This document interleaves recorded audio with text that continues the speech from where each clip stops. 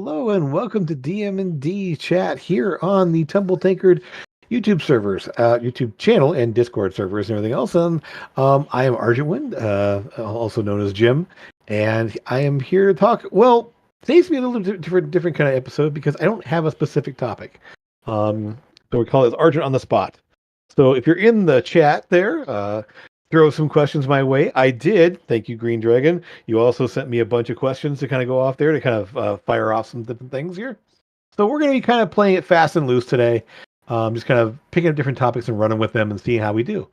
But as always, if you are out there watching in chat there, throw some more questions, throw your comments.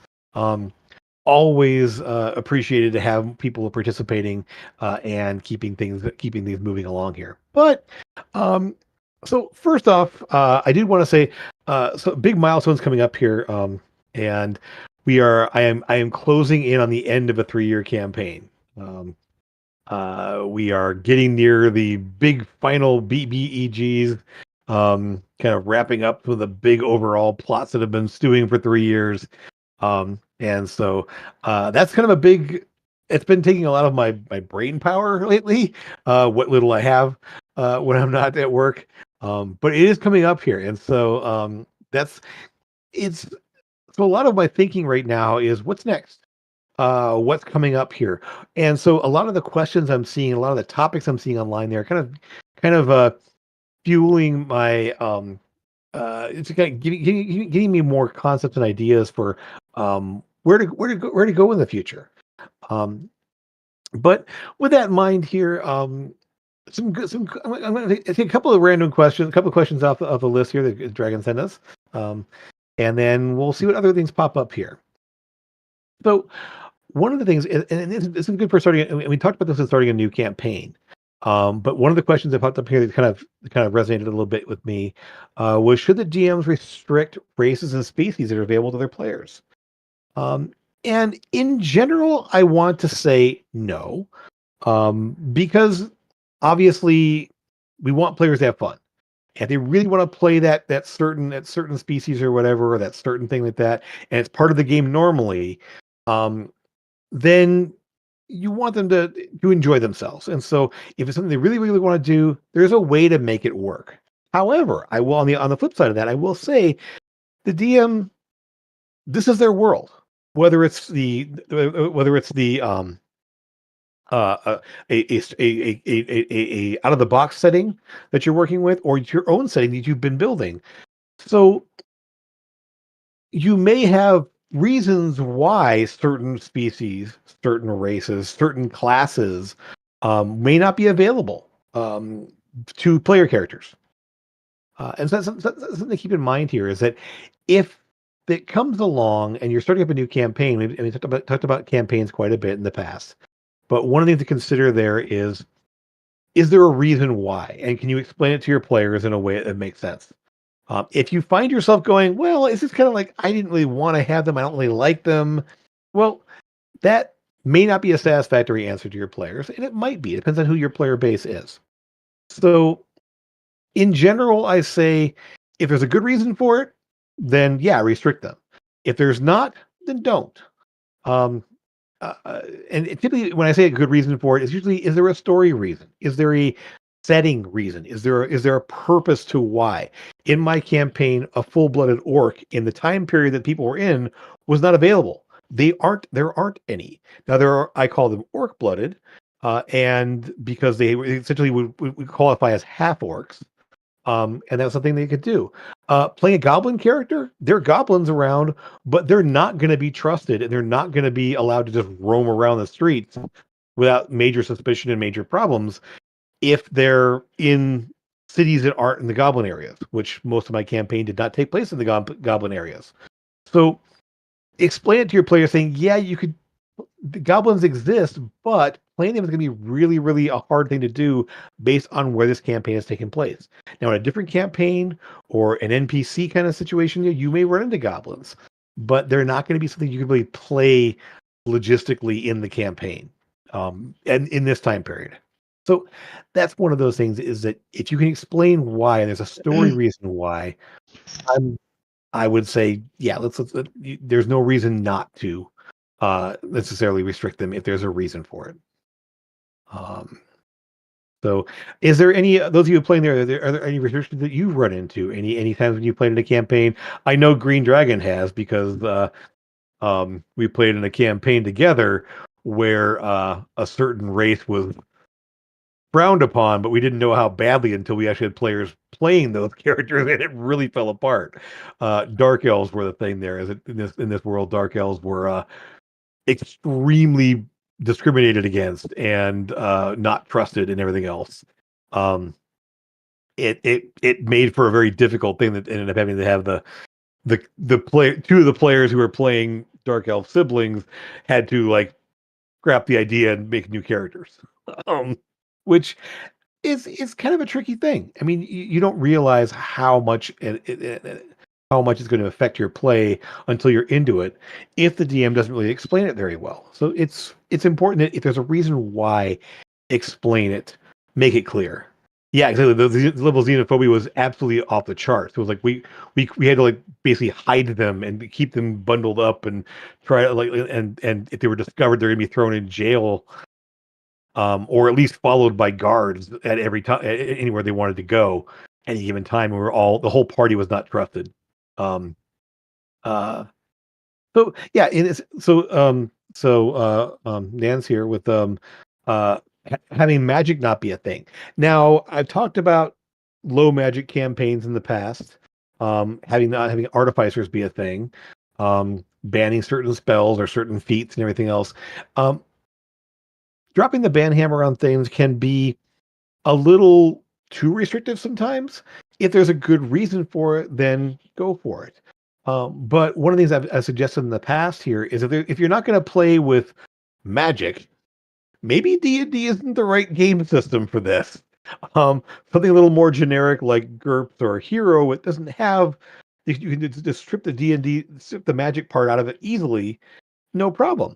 Imagine if there's no magic or you can't use spells or whatever else but you're fighting against monsters that can only be hurt by magic, that's a real problem for the players. So you have to be very careful about doing that in certain settings there. So while I'm not saying don't do it necessarily, um, be aware of the trouble it may cause down the road. Um, but yeah, it's again, we all have our stories to tell. We all have our campaigns to play with, our settings to play with. Um, uh, so yeah, think about where you're going with things here. So Dragon, they're of the opinion that the D&D games are generally more interesting and unique when they do not embrace the whole kitchen sink. Flavorful slice of that sink can be very fun to play in. And yeah, it is. It's just D&D, like a lot of systems, is a smorgasbord. You take what you want and you make it work. It's just you have to be again make it very clear to the players what is and isn't available. And if you get to throwing out the entire like half of the bar, maybe D&D isn't the best way to go with that. But if you can make it work, there's no reason not to. It's going to be more challenging to do. I was trying to figure out a low magic D&D setting and ways to limit it and like, well, you can only go to like this level and these things aren't available and these classes aren't going to be available. I'm like, wait a minute, why don't I just play a different system that I can limit those things in a way that makes more sense? Uh, they with how the game plays. And when you suddenly take away a big chunk of that, they're going, what do I do with this? I don't know how to react to this if I don't have these options available. So, again, it kind of, again, it's that smorgasbord thing there. If you're having to throw away, if you're having to suppress too much, then maybe it's not the right system. Okay. So, thanks for the input there, guys. Let's see. What do we have next? Other fun topics here we could go with. Um, Kind of on the same, a similar note here in terms of world building your players, everything else that is, should the DMs present their players with an overworld map or should the players make their own? And this is an interesting tact. Really, it kind of comes down to what is your world? Are you in a world where it would be feasible that you're going to walk into a shop and buy a map of a region? Or is it just a primitive place where there's a village and no one in town has been more than 5 miles outside the city, but about the village walls or whatever. Um, that's where it kind of depends on your setting and how you're doing things there. If you're in a big metropolitan area with people coming and going, and there's airships and ships, coastal like deliveries and um, trade caravans going everywhere, maps are going to be a thing, and so your players are going to. I guarantee your player is going to go walk into a shop and say, "Where do I buy a map?" Um, so they're just going to do that. And so in that kind of sitting there, it's like you can get them anywhere from a super detailed map to a general like regional map with like three different cities put on it there. And then a fun thing to do I've had in the past where the DM gave us a fairly bare bones map. It had some like locations and some features on it there, but then we were allowed to like basically go, okay, where on the map is that place we just went to? Well, let's write that on the map ourselves. Like giving them a map they can write on is a really cool thing to do if you can. Because that can, again, they have a general idea where things are, and they can kind of like make plans. And the fun thing is, you can put things on the map like little symbols. They don't know what it means. Like, what is that thing? We should go check that out. Or hey, there's a thing called ruin. There's a ruin over here. Let's go see what's there. So the map can help drive the adventure, but it can also kind of give too much information sometimes. So you kind of have to kind of play a balance with what you want to give provide for the players to help drive their adventures. Um, but not too much they can go, oh, I know where everything is now. So yeah, it kind of depends on your play style, your campaign, and kind of the technology level that you're in too. Like I said, if it's a primitive kind of setting and there's nobody around that would create a map, then they're making their own probably. You hand him a piece of paper and with some hexes on it or some graph paper or whatever, and say, "Here's the general shape of the area we are at. You're starting here. Now draw." So, um, again, it really depends on your setting and your style of writing. Let's see here. Uh, um, I guess for you guys there, like I mean, how reliant are you on map with your players? I know I've been a pretty big proponent of like at least having like general ideas of where things are in relation to each other. Uh, Currently, my players are in the world um, where are in part of the world where there is no map.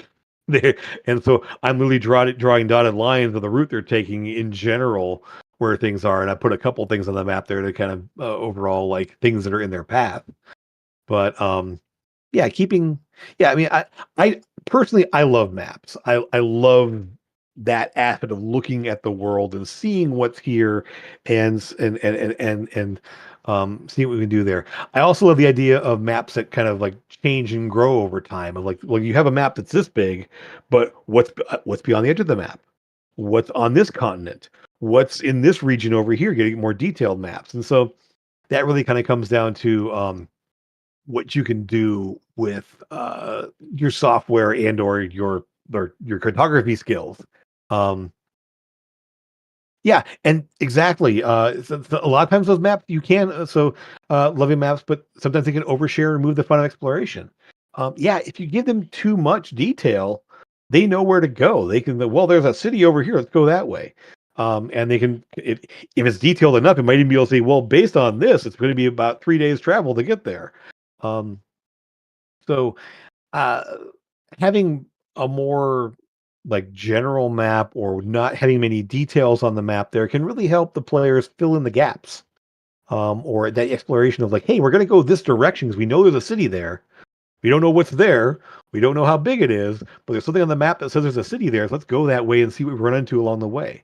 That can be a lot of fun with how you set up your adventures. Um, and again, it's that tech level thing. If it's like, hey, if we can hop on an airship and travel from this city to this city, then I mean, obviously you're going to have that capability.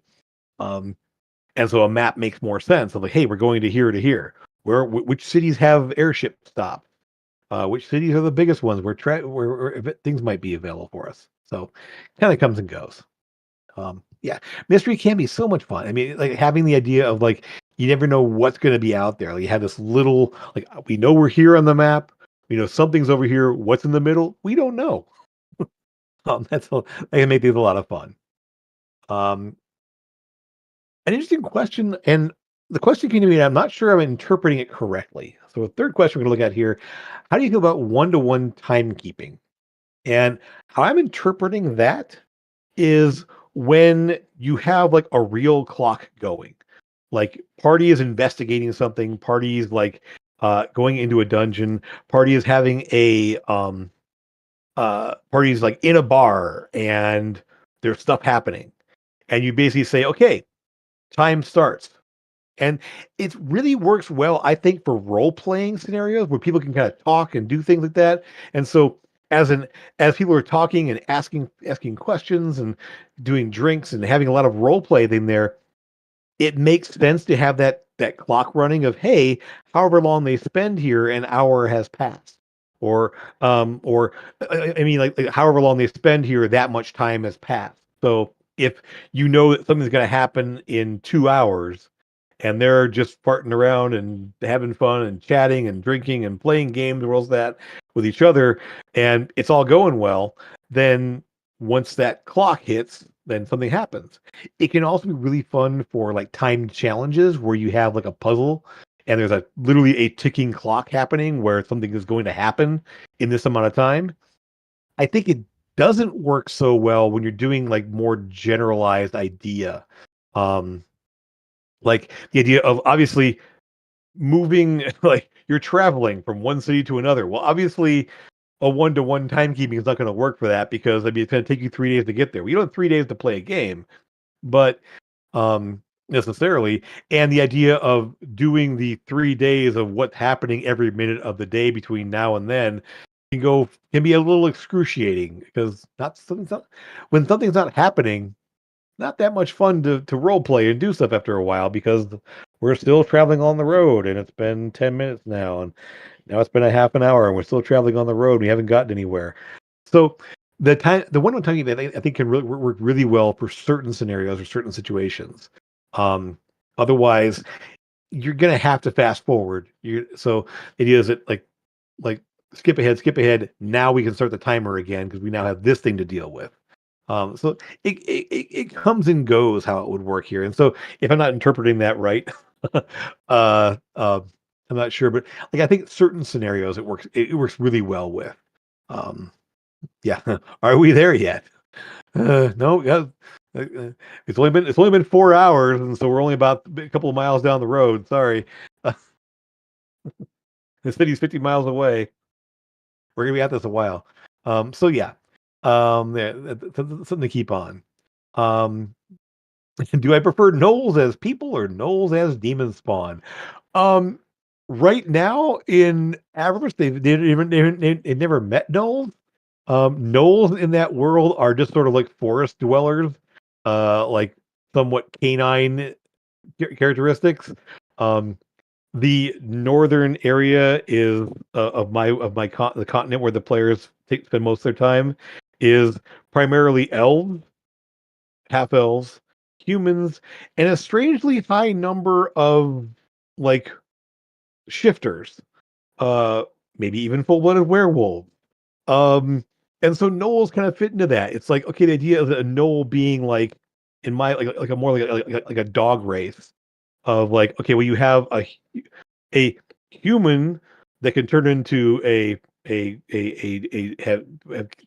take and shift into canine features, and then there's just humanoids that are just canine like. So that's kind of how I treat gnolls in the world. There, players haven't really encountered them because they didn't spend much time in that part of the world.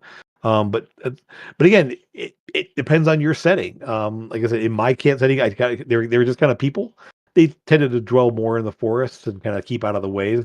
They had more of a village type of structure, um, but they weren't inherently like crazy monstrous hunters. Um, but again, the idea of gnolls being like these like feral hyena creatures that are spawned by a demon prince, that are a threat to a certain region as they rampage across the countryside. That's a fun way to go too. It all depends on your world and what there is. And kind of the next thing is, should halflings be considered one of the core iconic races or species of fantasy genre? Um, I like halflings. I like there's a lot of different concepts around them. Obviously, the biggest influence for them would be the hobbits of the Tolkien universe. Um, I like the concept of them.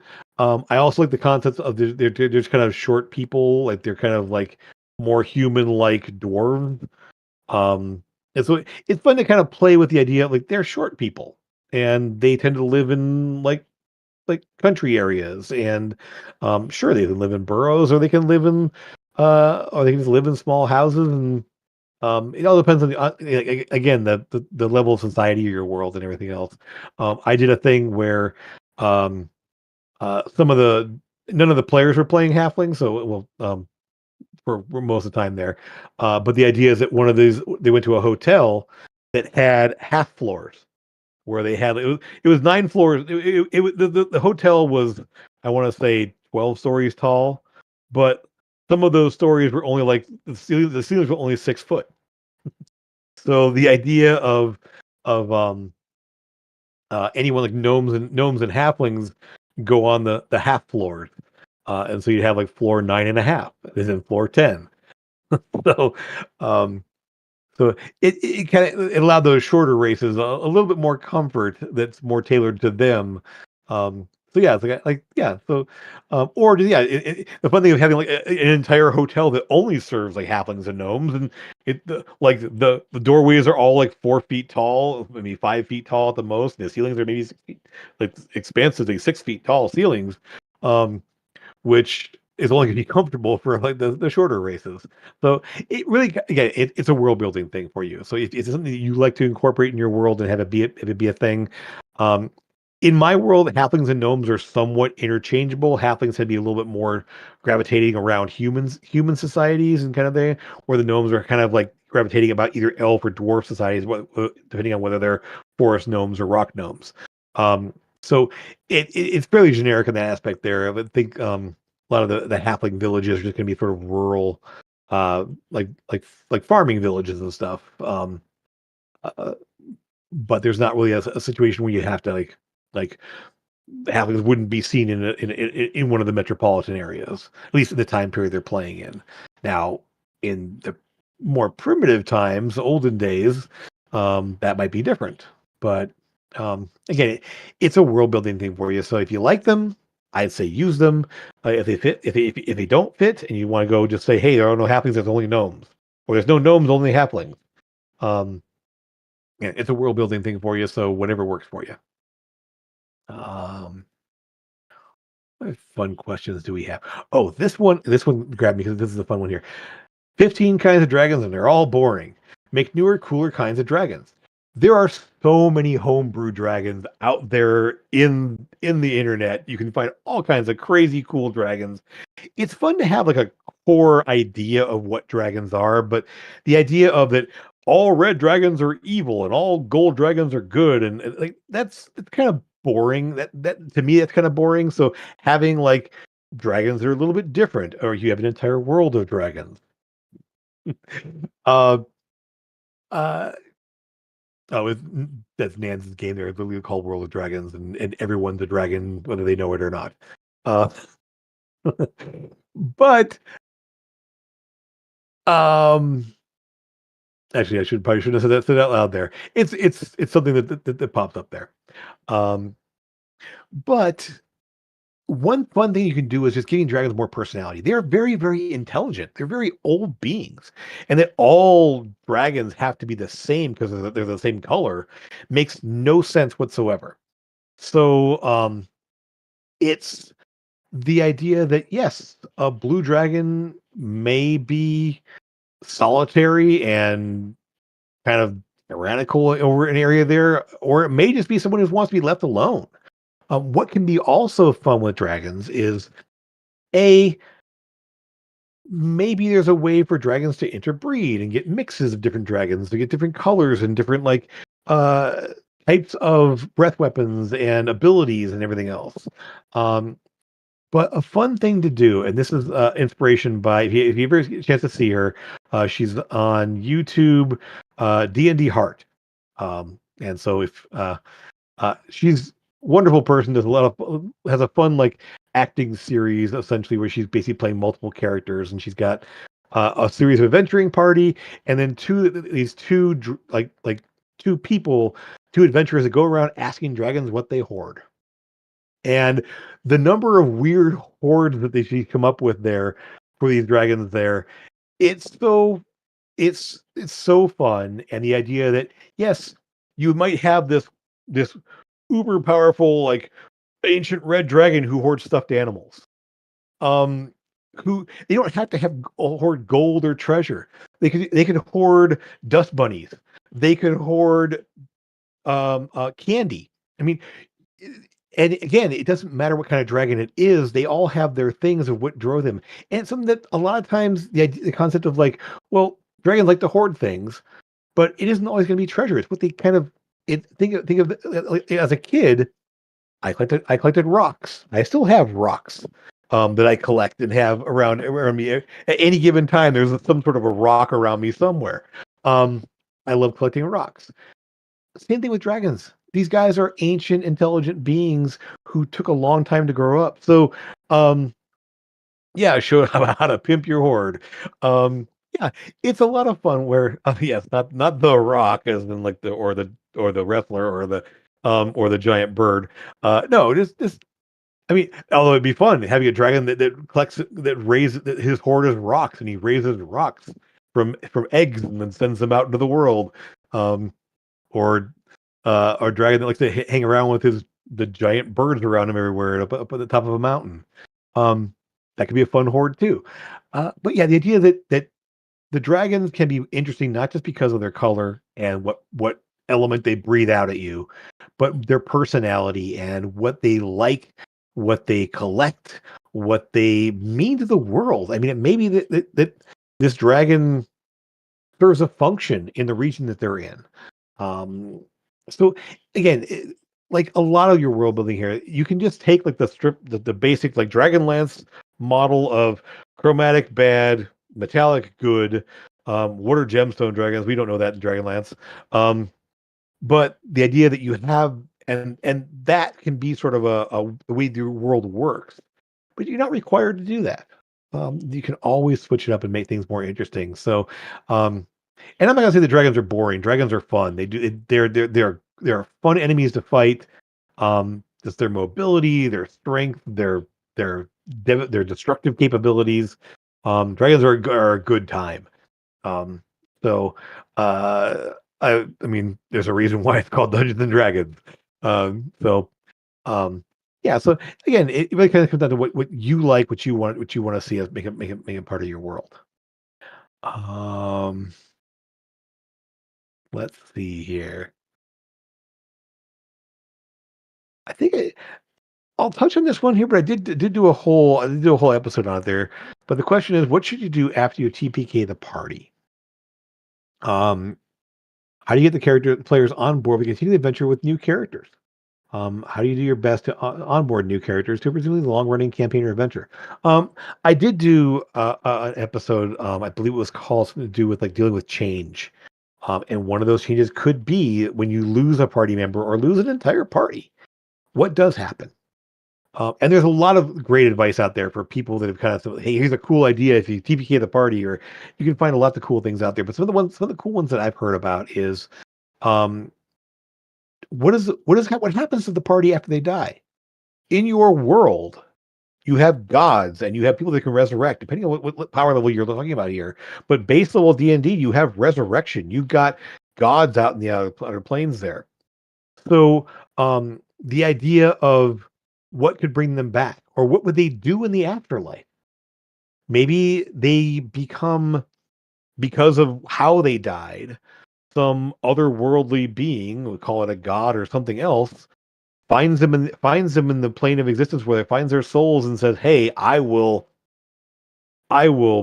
put you back in the world if you do this task for me, or there's something important that needs to be done. You guys are good. Go do it." So again, there could be something along those lines. If even one party member survives, it could be a fun thing of like, well, maybe that person who survived needs to go recruit some more people to find the resources to go bring back the rest of his party. Depending on how rare the resources are for in your world for those resurrection magics, that could be a whole like second phase of the campaign of well, and so then once you do bring them back, the party now has an option. Do I want to stick with my new character or want to bring my old character or split the party and do some different things here? You can do all kinds of fun things with that where people can kind of pick and choose, like assembling a new party from the old and the new. So there's a lot of fun ways to go about doing that. And again, what the suggestion there in the question is talk to the players. What do they want to do? If um, in that one we talked about change there, I mentioned a story there. You can find this one online here, but a campaign that had been going on for 30 years, 30-year campaign. Been playing for these uber powerful characters with these godlike weapons, but they ended up having to fight like a god war essentially, and the party got wiped out. Like 30-year campaign, TPK, party's dead. And they all knew it was a possibility going into it. They knew how difficult this is going to be. And so basically the dungeon master, having warned them ahead of time this could be a thing, prepared for it. And when they all died, he gave them an envelope that was sort of like, here's what's next. Um yeah, God War does sound very metal there. Kind of want to see that now. Um, but you get an envelope or here's what's next. And so the party literally did become like yeah, the red envelopes there. And so they essentially started a new campaign with a new party that knew about what happened to the old party. And their whole thing was, well, the old party lost. They died. They failed. So the world was messed up. So the new party is how do we fix this? How do we build ourselves up to a point where we either bring back those lost heroes or take down the thing that took them out? And so this whole new campaign starts up with characters who knows what happened, or I mean, I believe he did. I think he said that they cut to like 20 years later or something. And this was a new crop of adventurers that were building up there to find out how to fix whatever happened. And so again, there's so much you can do in a campaign with that. And so TPKs are for low level parties are a definite possibility. For long running games, it's a big deal. Um, so that's so the idea of knowing what your players are into, knowing what you're into, and especially if a long running campaign, you've been playing for a long time, you know kind of where they want to go, you know what they want to do. And so just talk to them. See if it's something they want to be up for, they would be up for. If it's something they want to try. Um, and so again, it really depends on you and your party. Um, Losing a character is always tough. I know having characters get killed, the temptation is gotta bring them back, gotta bring them back. But sometimes it's fun to try something different, to let them go. To or I mean, even if they come back, maybe they don't come back right in the head, and they just say, I'm not going through that again. I don't want to die again. I'm out of here. And then bring in a new character. That could be a thing. So again, it's talking with you, talking between you and your player or players, depending on how many people died, can really help drive the story forward. And it's the idea. I played in games where death wasn't really a thing; it wasn't even a risk. Um, and there's games where death is constant, and you're basically rolling up characters every other game because people getting killed left and right there. So sometimes finding a happy medium in there where it's like, hey, that is a real thing. It's not going to be so easy to bring them back. So again, that's part of your world, part of what you set up to the players. If you're not making resurrection magics easy, then maybe at least they're aware of that. And so when the thing happens, you have something to fall back on, something to do. Um, yes, growing up in the aftermath of the failed adventurers. Again, that's a new generation of things can be really, really cool. So And just how epic is that kind of a story where, yeah, the campaign ended with us failing. Now what? um, that's a big deal. Um, so yeah, let's see another question here. We can jump into another one. I'm gonna avoid the culture war thing. um, if he glitches more than one factory skull cage, make them more interesting villains. So glitches are crazy, are very interesting things to deal with. Um, the idea of something that can keep coming back. It's a similar concept in a way to powerful wizard that has clones or simulacrums or it's kind of an undead version of that kind of thing where you basically have a way to come back. And so I think that makes them interesting in that it can become there's a mechanism built in to become a recurring villain. I mean, I love the idea of just, oh, well, I'll get you next time or whatever. The idea is that they may be back. And so finding a way to take them out permanently is kind of a cool thing to try out.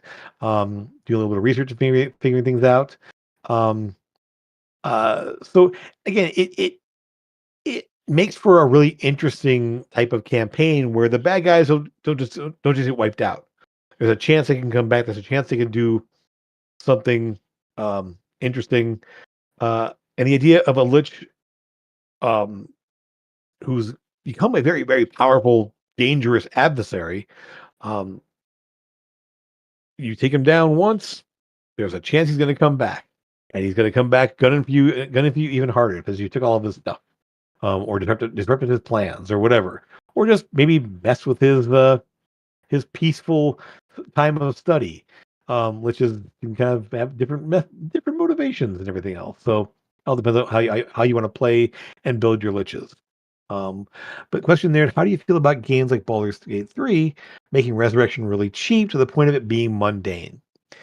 Again, it's a part of your world. If death is one of those things where death is not a permanent thing, then your players are allowed to continue to grow and take on more and more things. I think what makes that kind of scenario interesting is if there is a way where death can become permanent. Like getting killed by this, you're done.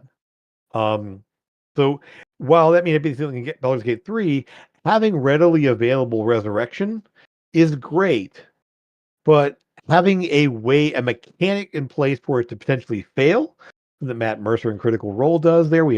There was a resurrection test where if you fail it, you don't come back.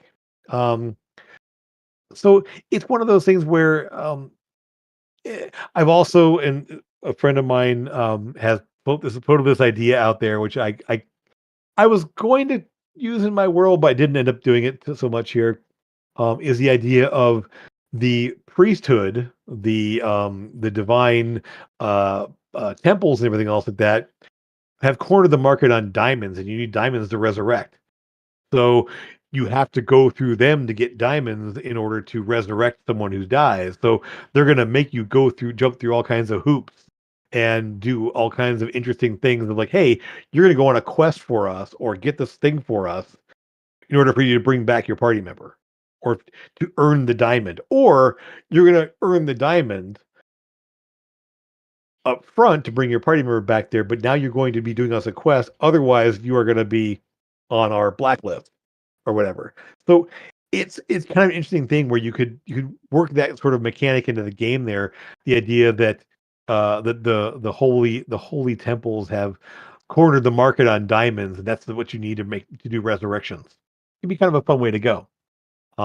But yeah, again, it depends on the kind of game you're going for. If you want to go for a game where it's really deadly and death has a serious consequence and it's an ending thing there, then obviously you're not going to have resurrection cheap or available, um, if it's even possible at all. But if you want a game where your players can still feel the impact of things, but you have to jump through some hoops to bring them back, that can be interesting. It's the Diamond Mafia. Exactly. I love it. Um, so again, it all depends on the tone of the campaign you're going for. It's something you want to establish with your players at the start. I mentioned this in the past. When you're starting up a new campaign, let them know this. You don't want them walking into going, okay, I want to cast Revivify. You can't. It doesn't exist. Oh, what? There is no raised dead. Sorry. Only thing available is Resurrection, ninth level spell. Find someone that can cast it, or wait until you're 17th level to be able to do it. Um, so yeah, it's eh, again, whatever you want it, however you want to set up in your world. So, okay, so this is a little bit. I was going to skip over here, but it's a good question here, and I will address it. How do you feel about the world of D&D? How do you feel the world of D&D is going with new content versus old content versus Pathfinder or other TTRPGs? I have played a ton of RPGs. D&D is the most I played the most, but I played a lot of other ones as well, and so I'm always a proponent of trying out different systems. There's different types of games, different types of genres you can play in. I have a soft part, a spot in my heart for D&D. It was the first game I played when I was in junior high, um, so I'm always going to come back to D&D in some fashion or other. I think fifth edition is probably a good balance. Third, I played every edition of D&D. Every edition of D&D. Um, Including Pathfinder first and second edition, and which isn't D&D, I know, but it's a very similar concept. Um, so um, how is it going? I think there's kind of some hit and miss going on with D&D right now. I like a lot of the new things they're doing with the 2024 content. I'm interested to see what they're doing with the monsters because that's coming out pretty soon here. Um, but I think there's some things that eh, it's I I need to look some more into it. I like how D&D 5 fifth edition feels. It's very approachable. It's still got enough complexity to it that there's a lot of different options you can go with, some different crazy builds you can do, but it isn't quite the overpowered craziness that 3 and 3.5 were. The class builds you could do in there were just crazy, but you also needed like 18 books and like a guide from some master guru of D&D to build out some things for you. And you got some really unbeatable combinations sometimes that were just broken to the point where you couldn't deal with them. So and then you go back to AD&D where there's some weird restrictions on, well, only elves can only be this class and only this level in this class. Like whatever. And there was really not a lot of like meat to customizing your character. What customized your character in AD&D was the equipment you had. So, um, uh, and so you're dragging there 2024 monsters will make or break the edition for me. Not liking it right now. Understandable. I I like some of the things they're doing. I don't think they made it's there were some things that they didn't change enough to make it distinct and interesting, and some things they changed a little too much that it sort of broke the class or broke the way something worked there. I like some of the changes, but some of them I'm not really wild about, and so that makes it hard because now it's again that smorgasbord of picking and choosing. Well, now you're picking and choosing from additions, and that can be a lot really difficult for building characters and playing the game when you don't have a cohesive setup for your characters. Um, Now, the Pathfinder, I played Pathfinder when it came out there. 3.5 turned into Pathfinder um, as D&D branched up into fourth edition. That was a big old debacle there. Uh, and I liked Pathfinder. I enjoyed Pathfinder when I played it there. It had a lot of the crunch and craziness of 3.5 without the 18 million variations of things and all the crazies up there. But then Pathfinder started to get more and more bloated, and it was a little bit too much of a math game of how much can I stack on bonuses until I'm unbeatable, or like I mean, it wasn't unheard of to hear people with 30 AC, 50 AC, and I have a plus 38 to hit, and what's going on? It's just the numbers get ridiculous, and if you don't build for that, um, if you don't build for that, then you're just basically crushed by whatever's out there, or your party members are swatting dragons like flies, and you're getting squashed by the orcs that are running around over here.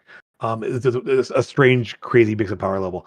I think second edition Pathfinder does a better job of that, but it has its own complications and issues around it. I won't get into too much about that. But overall, I like the variety. I like that you can try different things and do um, like variations of fantasy role playing. Be different systems there.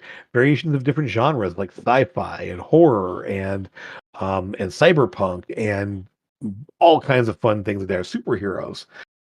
There's all systems for all those kinds of things like that you can try out and have a really good time with. You can always switch up to different games here. Um, so I would like to see I would love to see more variation out there among the community of different systems and different things. But I understand also going with what you're familiar with, what you enjoy, and that's the main thing. If you enjoy it, your players enjoy it, that's all that matters. Um, so uh 24 fifth edition doesn't feel like a big enough upgrade over 5.e the way 3.5 felt over 3.0. I agree with that. I mean, 3.5 was like it really went in and took the broken things and made them better. I see that the 2024 edition is doing that, but it doesn't feel different. It doesn't look different.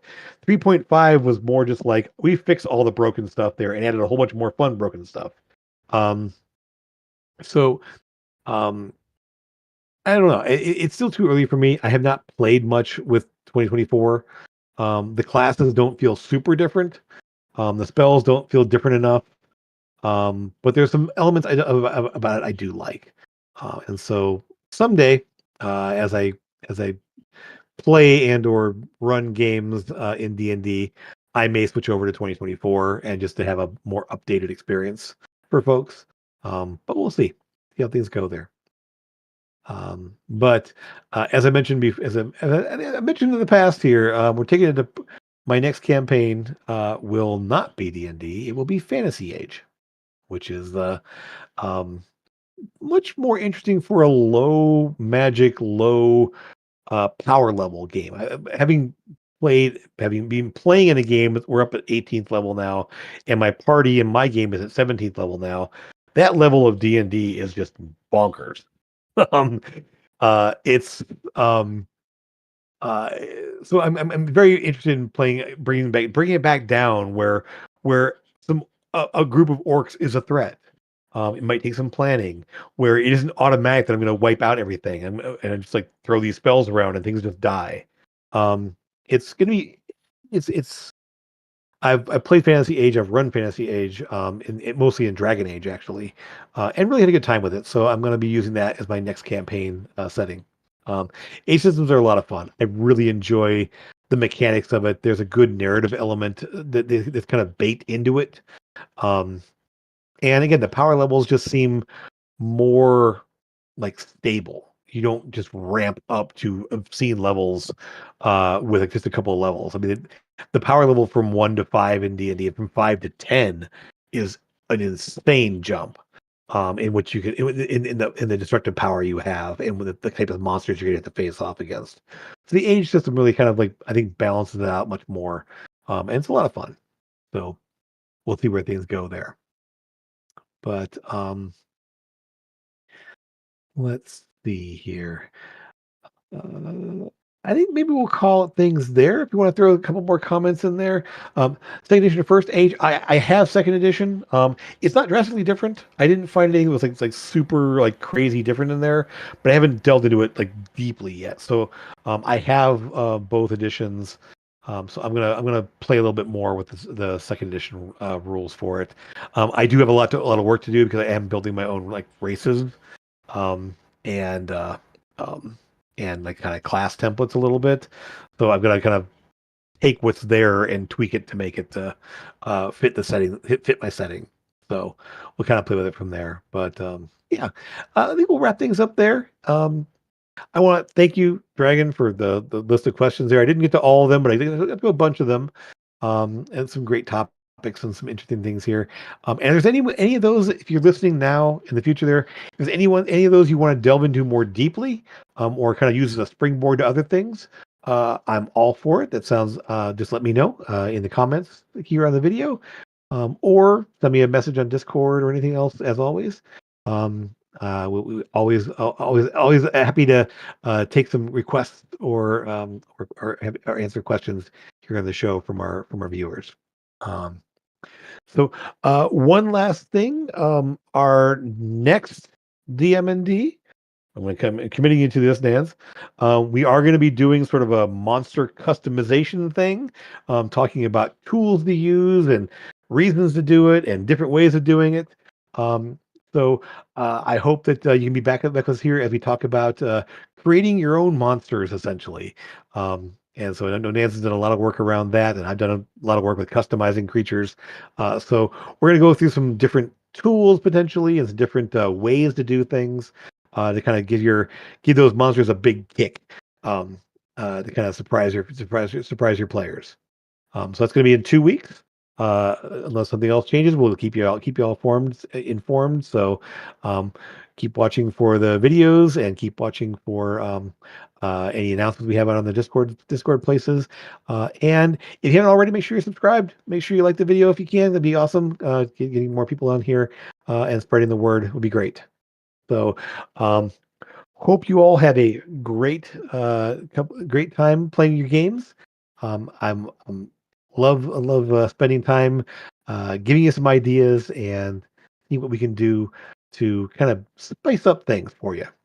But anyway, thanks for being here. Thanks for hanging out. Thanks for chatting now and keeping the show going here. Uh, it means a lot and it's a lot of fun. So as always, stop by the Tumble Tankard here, where we'll give you some drinks and have a good time. Take care, everybody. Bye.